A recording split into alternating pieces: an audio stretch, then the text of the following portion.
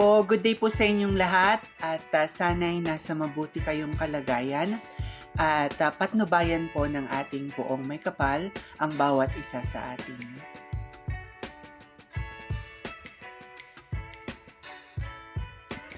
Si Gwendolyn Forniol ay umalis patungong India noong Sabado ng umaga para sa 71st edition ng Miss World.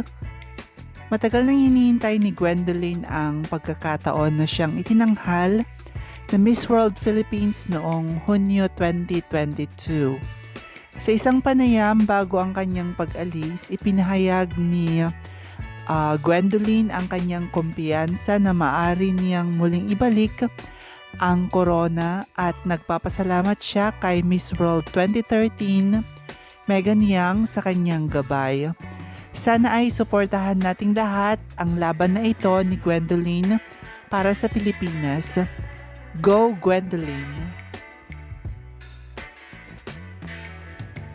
Maraming salamat sa inyong walang sawang suporta. Hinihiling ko ang inyong tulong sa pag-like, pag-komento at pagbahagi ng aking munting channel.